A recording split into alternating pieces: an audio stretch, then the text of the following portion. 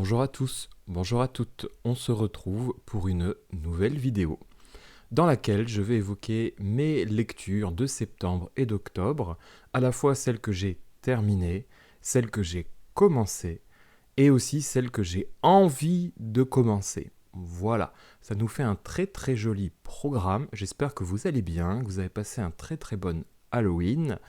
Moi, je débute la vidéo très tôt ce matin.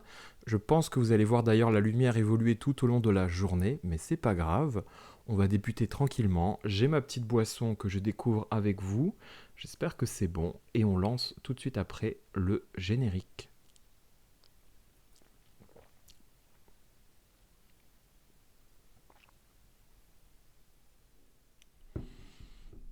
Do a little dance, do a little dance, do ya wanna dance? 대답은 하나뿐, say yeah, yeah, yeah, yes. Dance on the top and say, do it, 너와 나의 take. 마법에 걸리게, say yeah, yeah, yeah. Une nouvelle librairie a ouvert dans ma ville et je suis allé voir. Alors c'est une librairie qui est affichée plutôt romantaisie, romance, mais je me suis dit peut-être que je vais quand même trouver le roman que je cherche actuellement. Et devinez qui était fièrement au début du rayon, La Voix éternelle, la disciple du corbeau de Antonia Hodgson. C'est un très beau livre, parce qu'avant de vous parler du contenu, parlons du contenant. Le livre est quand même sublime. Ce n'est pas la version collector, je n'ai pas pris la box, car je trouvais en fait le livre déjà à lui tout seul vraiment très très très très joli. Ce magnifique corbeau là, avec un jeu de lumière incroyable que j'essaie de vous montrer. Le côté est très très beau.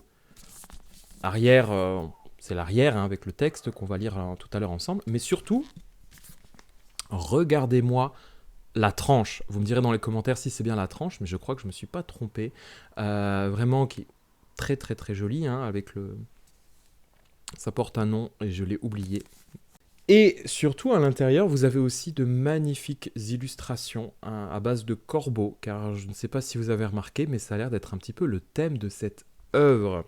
Alors justement, de quoi ça parle la disciple du corbeau ? Eh bien, on va découvrir ça ensemble. J'ai à peine commencé la lecture, et moi, traditionnellement, je ne lis pas le 4e de couverture. Eh bien, exceptionnellement, je vais vous le partager, parce que sinon, je ne vais pas pouvoir vous dire grand-chose. Si vous ne voulez pas le connaître, évidemment, vous pouvez bloop et passer 30 secondes plus tard. Après, je vous parlerai de mes premières impressions de lecture. Envolons-nous jusqu'à l'empire d'Orun, où après 24 ans de paix, le règne de Bersun doit prendre fin. Dans la chaleur suffocante de l'île impériale, 7 candidats s'affrontent afin de prendre sa place. À l'image de leurs gardiens respectifs, ce sont des guerriers, des penseurs, des stratèges exceptionnels, les meilleurs qui soient. Puis, l'un de ces candidats est assassiné. Il revient à Nema Kra, l'étrange et brillante érudite de l'empereur, de démasquer le coupable avant la fin des épreuves. Pour ce faire, elle doit élucider un dangereux mystère vieux de plusieurs générations, tout en s'efforçant de battre 6 guerriers dont chacun recèle ses parts d'ombre et ses ambitions, y compris celui qu'elle a toujours aimé. Nema se croit seule, pourtant, nous pouvons l'aider, si toutefois elle l'accepte. Si elle réussit, elle obtiendra le trône. Si elle échoue, c'est la mort qui l'attend, mais nous ne le permettrons pas. Nous sommes le corbeau et nous sommes magnifiques. Je dois dire que je ne regrette pas d'avoir lu ce 4e de couverture assez atypique, puisque la fin est assez excellente, je trouve. Ça révèle quelques éléments sur le début de l'histoire que je n'avais pas encore, puisque j'étais au chapitre 1 et 2. Mais c'est pas grave parce que ça m'a donné énormément envie.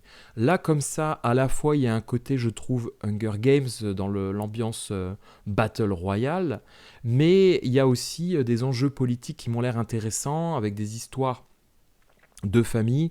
Ça, j'ai surtout découvert ça dans le 1er et 2e chapitre, où on découvre le personnage principal qui doit se rendre justement chez l'empereur, et elle ne sait pas trop pourquoi. Elle sait aussi qu'elle va devoir choisir un emblème, une divinité animale, et elle hésite un petit peu parce que elle ne veut pas prendre le corbeau. Elle sait que le corbeau, ça porte le malheur, et elle aimerait bien quelque chose, une vie tranquille. Donc elle hésite, elle parle du singe, du chien, je ne sais quoi. Et bon, évidemment, on se doute bien que ça va être le corbeau, mais ça va être intéressant de voir pourquoi elle le prend, ou alors est-ce que c'est eux qui l'incitent à prendre, parce que dans ce petit résumé, on voit qu'ils ont quand même une part importante dans le récit et dans ses actions. Donc je suis très très très curieux et emballé. Je vais régulièrement vous faire des retours sur ce livre, probablement sur Instagram, et vous en reparler très très vite dès que j'ai fini de lire ce gros bouquin, parce que c'est quand même en 500 pages. Donc voilà, La Voix éternelle, si vous êtes en train de le lire, si vous avez envie de le lire, n'hésitez pas à me le dire dans les commentaires, histoire qu'on soit un petit peu sur la même longueur d'onde, la même page. Et si vous l'avez déjà lu, eh bien ne me dites surtout rien, si ce n'est j'ai adoré ou j'ai pas aimé, mais on en reparlera plus tard. Voilà, c'était ma présentation de La Voix éternelle, la disciple du corbeau, aux éditions Bragelonne, c'est la dernière sortie que vous allez retrouver dans toutes vos librairies, parce que honnêtement, je l'ai vu un peu partout avec le petit symbole coup de cœur. Donc c'est quand même un très très bon signe. J'ai écouté vos nombreux conseils, parce que j'ai commencé une nouvelle lecture que j'adore, je vous le donne en 1000, Un palais de colère et de brume, le tome 2 de la collection Acotard, Un palais de quelque chose, de Sarah J. Maas. Dans ce tome 2, on retrouve Fer qui est un petit peu traumatisé par les événements du tome 1 et qui a du mal à se faire à sa nouvelle vie parmi les failles. Elle est destinée à épouser Tamlin et ce mariage crée des tensions dans leur couple et fait remonter un petit peu les différences qui existent entre les deux personnages. Parallèlement, elle doit honorer un contrat avec le mystérieux et affreux Rysand et doit se rendre régulièrement dans son palais.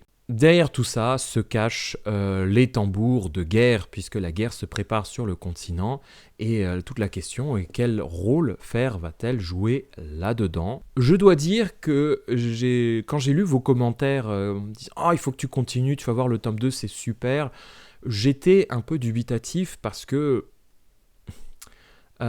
j'avais du mal à imaginer... Parce que j'avais l'impression que la série allait se répéter à chaque fois, avec une fille qui va dans un palais, qui découvre un homme et qui tombe amoureuse de cet homme. Et pas du tout, puisque d'abord on retrouve Fer, on retrouve les personnages du tome 1, et on les suit, et donc là-dessus je suis déjà très très content, et je dois dire qu'on reprend un peu les mêmes ingrédients que dans le tome 1, mais en 1000 fois mieux. Clairement. D'abord, la relation entre Fer et Rysand, elle est beaucoup mieux construite que celle qu'elle a pu avoir avec Tamlin. On prend le temps de les développer, on prend le temps de développer aussi leur antagonisme, leur relation, la façon dont ils jouent ensemble l'un et l'autre. Et donc on s'attache vraiment davantage au personnage de Rysand qui semble plus réel, plus profond qu'au personnage de Tamlin dans le tome 1. Ce qui est tragique et en même temps ce qui est extraordinaire, c'est que là il y a une vraie intente, un vrai suspense. Autant dans le tome 1, on se doute que Fer et Tamlin vont finir ensemble. D'ailleurs ça vient assez vite qu'ils commencent à se bécoter. Il n'y avait pas de beaucoup de suspense. Là il y a un vrai suspense parce que je suis incapable de vous dire si Fer va choisir Rysand ou Tamlin. En tout cas, moi, je suis team Rysand, et je trouve que l'autrice défend très bien cette tension-là. Est-ce qu'elle va nous faire un coup, j'allais dire, à la Twilight, où elle nous fait apparaître un pseudo-prétendant pour après mieux faire revenir le véritable prétendant? Je n'en sais rien, mais c'est exactement ce que j'aime dans ce livre, de voir que Fer, elle est tentée, et de voir si elle va craquer, si elle va céder. De la voir tout doucement évoluer vis-à-vis de Rysand. Alors, là, évidemment, on est dans le cliché du « c'est un grand méchant affreux et manipulateur et tout ce qu'on veut, mais en réalité, il avait des bonnes raisons et blablabla, et finalement, je le vois un peu autrement. » Bon, on n'est pas dans de la dark romance avec un vrai méchant affreux, et tant mieux. Le petit plus, c'est aussi l'histoire qui est quand même plus intéressante que dans le tome 1. Dans le tome 1, on est presque dans La Belle et la Bête, c'est Fer qui est dans le palais, qui s'ennuie et qui tombe progressivement amoureuse de Tamlin. Dans le tome 2, comme je vous l'ai dit, il y a la guerre qui se prépare et il y a toute la question du rôle de Fer. Donc Rysand veut la préparer, veut lui permettre de développer ses pouvoirs, c'est, elle est, ils sont en pleine quête pour comprendre comment affronter la menace, comment ça va se passer. Il se passe des choses. Donc on a une histoire qui est quand même mieux construite. Ce qui fait que, moi, je m'éclate. J'ai ouvert le livre, j'ai vu qu'il y avait 69 chapitres, j'ai fait oula. Mais en réalité, les chapitres sont très très très courts, on les enchaîne assez rapidement et ça correspond parfaitement à mon rythme de lecture, donc je suis très content.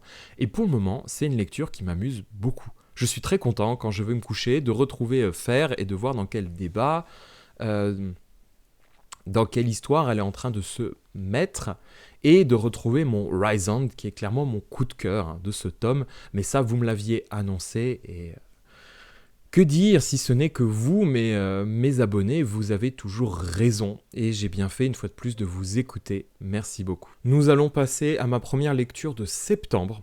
Lecture complète, et pour cela, je vais utiliser mon carnet magique dans lequel je note toutes les informations essentielles.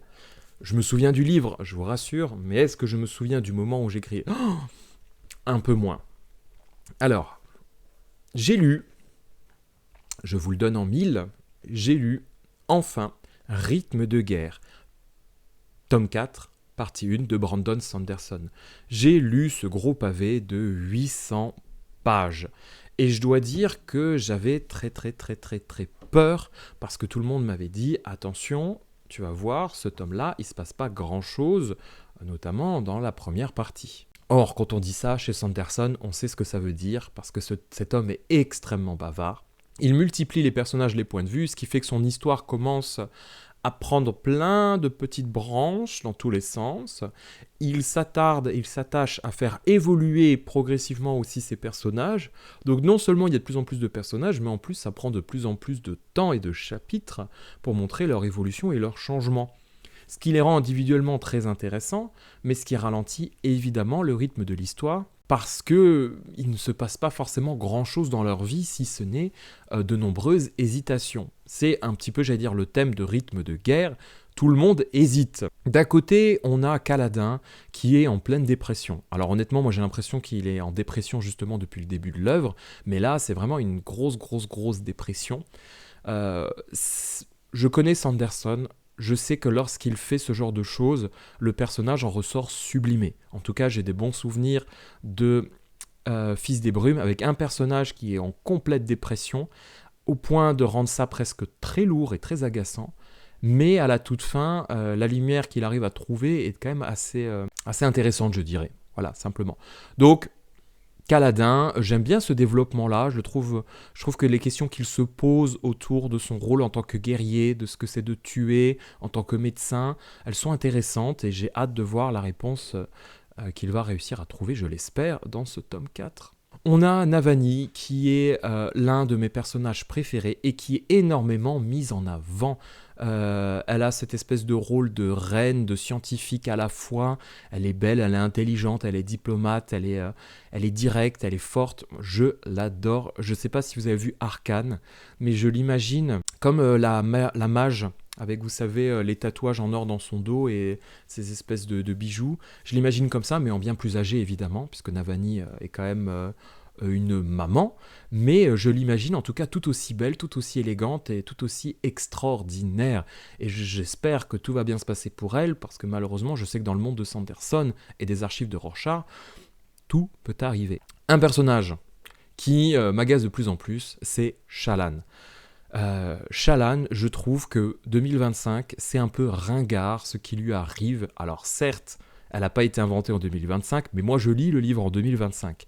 Et de voir un personnage qui s'invente des personnalités pour se réfugier et se protéger, je trouve que c'est un peu daté. Voilà.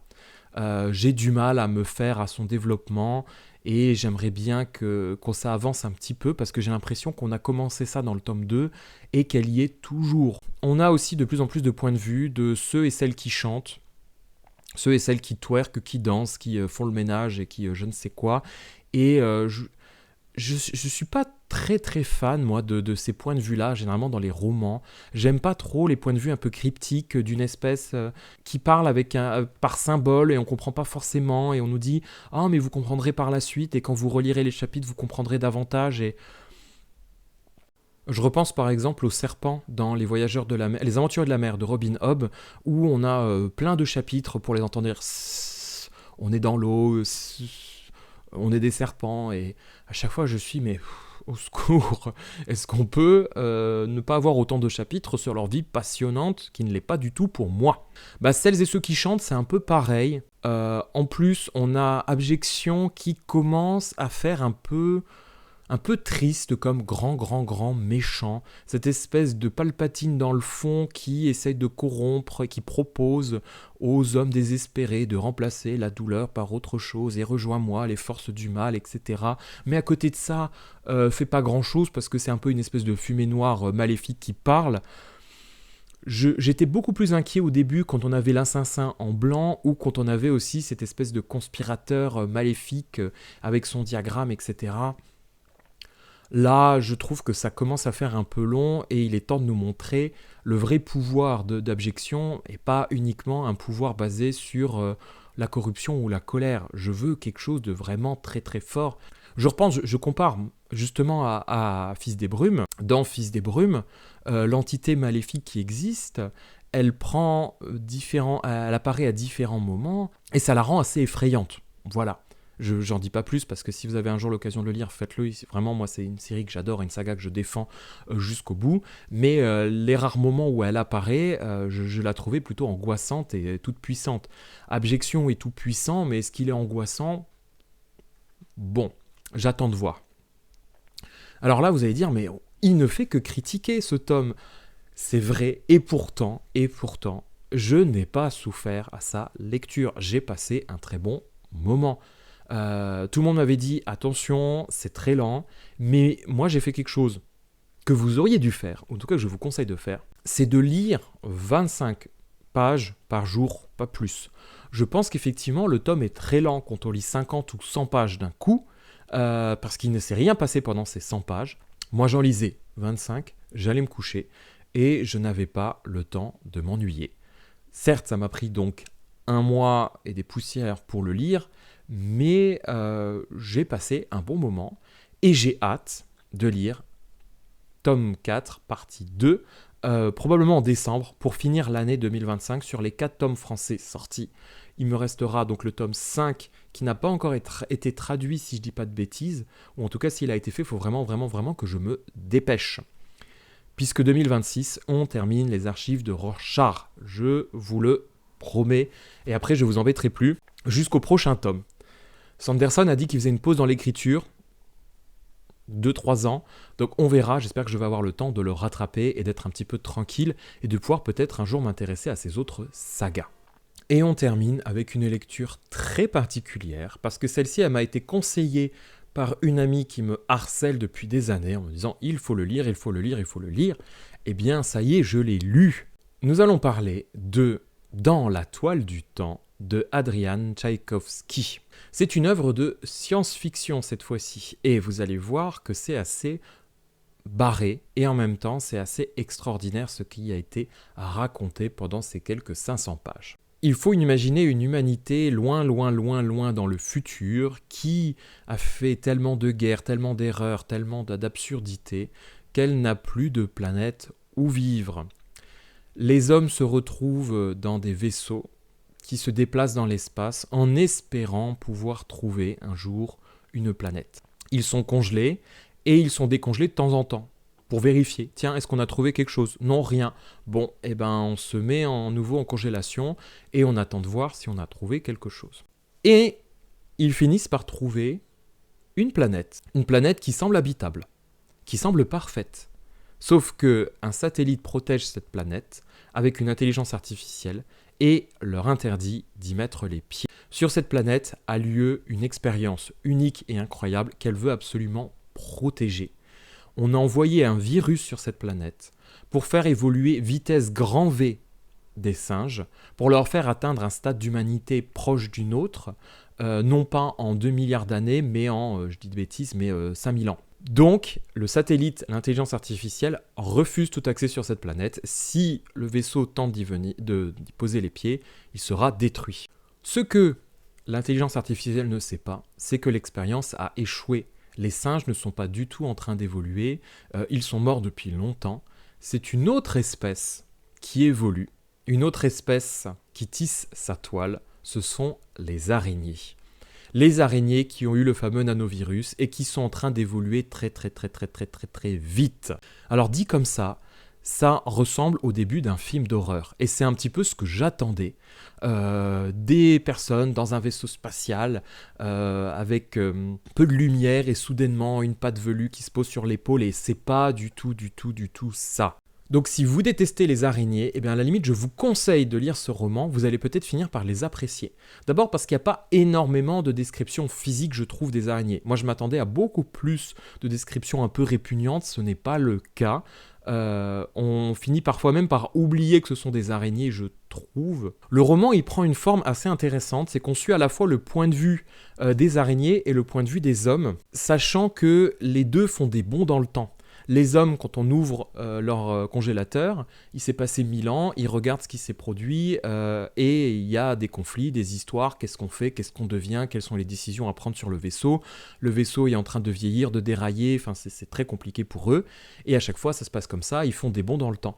Et on suit les araignées qui elles-mêmes font des bonds dans le temps et à chaque fois, on nous présente des avancées dans leur société. Parce que oui, du coup, les araignées sont en train de se construire en société. Elles font la guerre, elles font des technologies, elles développent des moyens de communication, elles réfléchissent à leur évolution en tant que groupe, puisque comme ce sont des araignées, par exemple, elles dévorent les mâles sont inférieurs dans leur société, et on a à un moment donné un petit groupe de mâles qui essaye de faire un peu la révolution, de montrer qu'eux aussi ils peuvent apporter quelque chose, et qu'ils ne sont pas uniquement là pour être mangés. On a une scène sublime d'ailleurs à la fin du roman, que je ne spoilerai pas, mais une scène que j'ai adorée avec un mâle et une femelle araignée. C'est super prenant, c'est super intéressant, au point que je ne voulais vraiment que lire les passages avec les araignées, et quand on revenait aux humains, j'étais un peu « Ah, encore les humains », parce que les araignées, c'était vraiment très chouette, ce côté documentaire.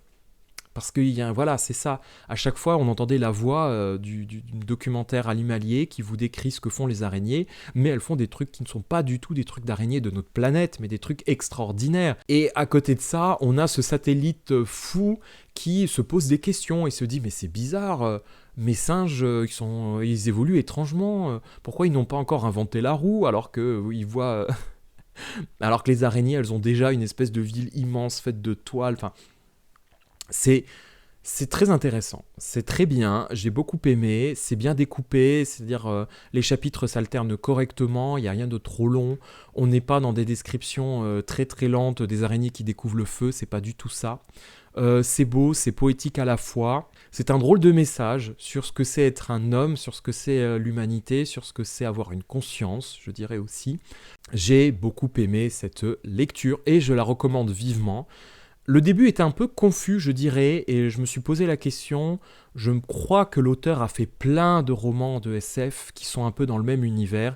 J'ai l'impression qu'il y avait beaucoup de références sur l'Ancien Empire, le Nouvel Empire, etc. Au départ, c'était un tout petit peu confus sur ce qui s'est passé. Une fois que j'étais lancé, ça allait vraiment très bien, et j'avais hâte de retrouver mes araignées préférées, Portia, ou Portia, je sais pas comment vous voulez l'appeler. Moi, elle me fait penser au jeu vidéo Maïta My Portia, donc à chaque fois j'avais du mal à la prendre au sérieux. Il y a Fabian qui est une araignée homme, et moi qui me fait penser à Lara Fabian. Il y a Bianca, de Bernard et Bianca. Mais alors ces trois petites araignées là, l'auteur garde les trois noms là à travers les générations. Puisque grâce au virus, ils ont une certaine mémoire de leurs ancêtres, et donc il y a une Portia à chaque génération, si vous voulez. Donc on a l'impression de garder toujours les mêmes personnages, un peu comme les humains qui sont congelés, même si ce sont des araignées différentes. Donc je vous recommande vivement cette pépite. Voilà, je ne peux rien dire de plus, si ce n'est que les araignées sont nos amies, elles sont essentielles, elles sont importantes dans notre appartement, dans notre maison, et ben elles sont aussi importantes dans nos romans. Je ne sais pas si je vous ai convaincu, mais moi en tout cas je le suis. Merci Hélène pour cette belle recommandation, cette belle lecture. On arrive à la fin de cette vidéo de début novembre. Vous l'avez vu, j'ai un peu traîné pour poster cette vidéo, mais c'est parce que j'ai décidé d'adopter un rythme, non pas un rythme de guerre, mais un rythme plus adapté à ma situation et à mon travail. Donc je pense que je vais vous offrir une nouvelle vidéo aux prochaines vacances, tout simplement.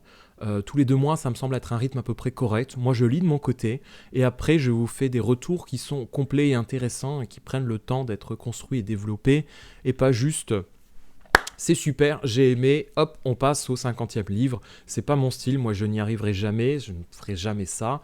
Je ne ferai jamais ça.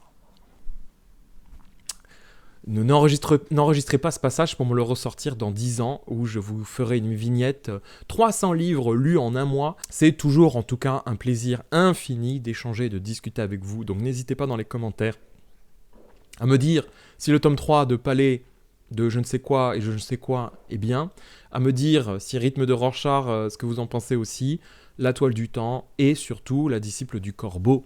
Je vous remercie les uns et les autres, je vous souhaite une très très bonne journée, un bon week-end, un bon Halloween, une bonne semaine. Au revoir tout le monde. Bye bye.